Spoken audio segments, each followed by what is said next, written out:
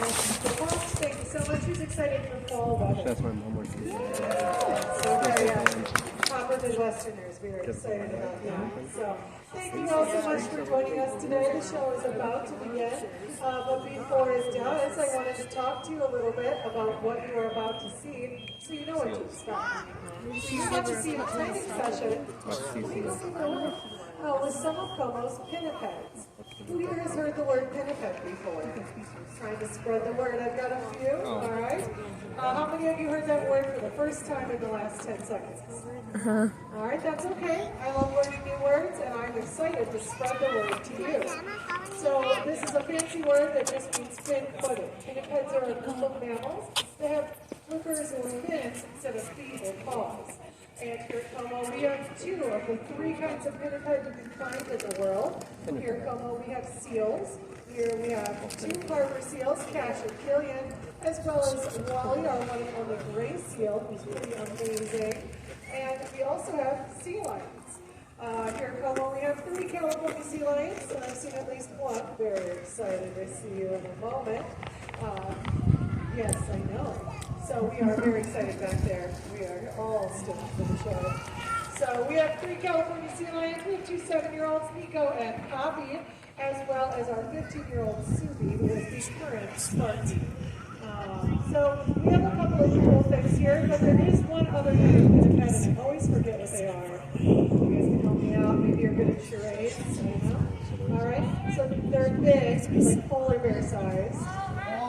Oh, you're immediately, it's walrus. Yes, you're right. It is walruses. We're determined. There's no guessing at all. This is a 1 question, not 20 questions. All right. So it is walruses indeed, and they can tip the scales up to 4,000 pounds. They are big and amazing.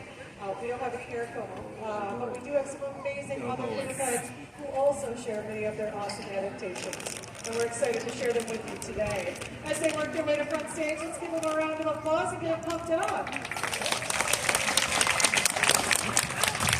All right, so as they work their way over here, out of curiosity, how many of you have seen a Sparky show before Como Harbor opened? All right, how many of you saw a Sparky show from the way back machines, some of the earliest Sparky shows? I won't get numbers. All right, so perfect. The Sparky show has been on for many, many years to become the Spire Sparky show you're about to see today. And some things have changed, and I was going to talk to you a little bit about some of those things that have changed and point out some of the cool things you are about to see. All right, we've got a big hello from Subi. Subi is our, oh well yes, I was going to tell him, Subi is our current Sparky, and Sparky is an honorary title that gets passed on from generation to generation, kind of like her Royal Majesty, which I know, the resemblance to royalty is uncanny. So she is truly amazing. I know, Your Majesty. And she is Sparky number 7. Our current understudy for Sparky, Sparky number 8, is Killian, the harbor seal, the first ever not sea lion. So it's very exciting. Also up here on front stage right now, making a big mess of his lunch, is Nico. Nico is our 7-year-old male. And you might notice some things. First off, one thing that's very obvious from the old Sparky shows is we have more than one animal and more than one trainer out at a time, which is how it used to be. We're very excited that we can have multiple animals training in a space at a time so that we can share with you. So think about it as there's 2 Spire shows happening at the same time. We squeezed it all in. We're so excited. So we're so stoked to share that with you. Something else that's changed is how we train and why we train. How we train is something using something called operant conditioning with positive reinforcement. Sorry, I got distracted by Subi and her amazing little flipper. This was so cool. She likes to hang 10 there, but she's not very good at surfing. So what that means is a bunch of fancy words, but all that means is when the zookeepers ask for a behavior and the animals give the behavior, they're told they did it right, and then they get a reward to encourage them to do the behavior the next time they're asked. Kind of like if you want a kid to clean their bedroom, and you ask them to do it, and then they do it, and you give them a reward. A high five, or an allowance, or a candy bar, that is positive reinforcement. So yes, that kind of training does work on animals of all shapes and sizes, including those that you share your home with. So it's pretty amazing. Now, for me, candy bars and cookies are originally so for our pinnipeds, and they don't like cookies or candy bars. Their favorite reinforcement is those delicious fish. Fish is part of their natural diet, and in the wild they're eating all day long. So we try to replicate that with multiple training sessions spread throughout the day to help replicate how they would eat in the wild. So we have multiple training sessions, including the 2 Spire Sparky shows that you get to see. Also, why we train has changed. Now, the old Sparky shows were all about guest entertainment, which I certainly hope that oh my God! amazing. And I hope that you're just as excited by that. You can give it a round of applause. Yay! You're welcome to give her a round of applause. She still loves that, and as I like to call it, a seal of approval. Yeah, Oh, there's a good seal of approval. so cute.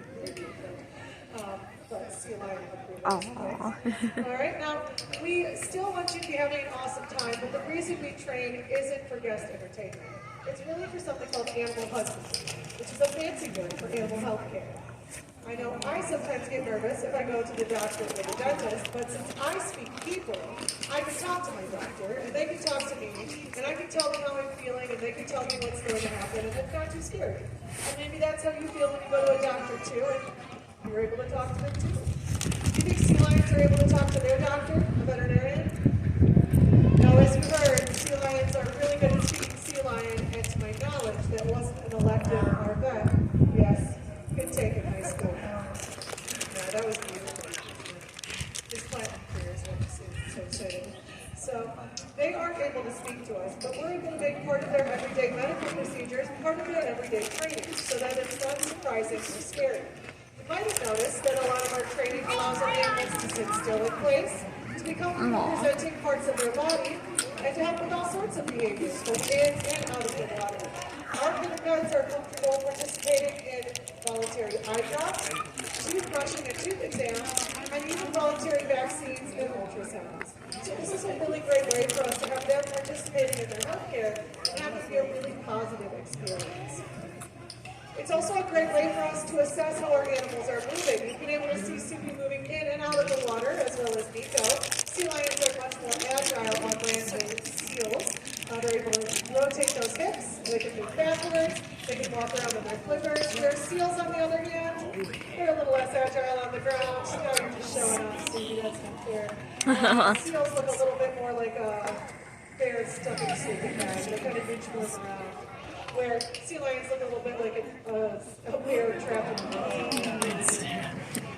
So she's extremely agile on land, as you can see, and she's also agile in the water. Sea lions can hit speeds of up to 35 miles an hour and jump or porpoise, as you saw. Whoa! Aww.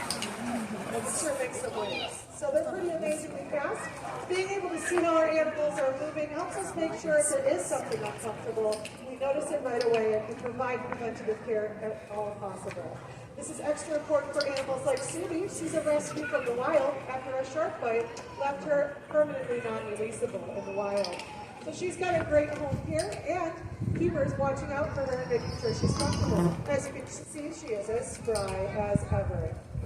Our training also allows us to help manage our animals, moving them from space to space. While we have 6 pinnipeds, you're noticing only 2 are out during this particular training session, as there are 2 keepers working with them.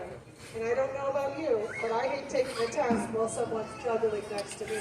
So I wouldn't want the distraction of just another seal just hanging out when I'm trying to work. So that allows us to do that through a behavior called shifting.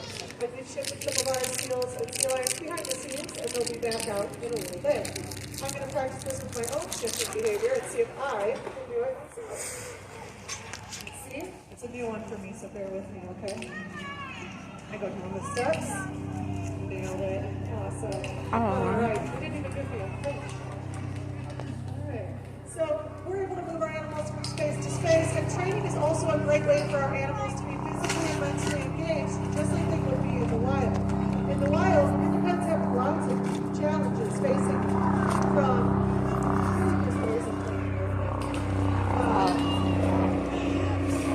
avoiding sharks, which they might encounter in the wild, to orcas, which are also a predator. Oh man, there's a shark right here. I was just going to say thankfully that the harbor is shark free, but I'm not so confident now. To having to find their food. Here, food's delivered and predators are present, so So you still want to make sure that you're getting that physical and mental exercise. Do you think in the wild Suki had to stand on her front flippers? Probably not doing a lot of handstands out in the wild. But did she have to use all of those muscles in her body? Yeah, absolutely, to avoid predators and catch food. And do you think she had to solve problems, like figuring out how to catch food? Oh. Yeah. Here, instead, she's figuring out how to burn something like a ball or a frisbee or another object. So that's a great way for her to get that mental and physical stimulation, just like she would in the wild, which is really important.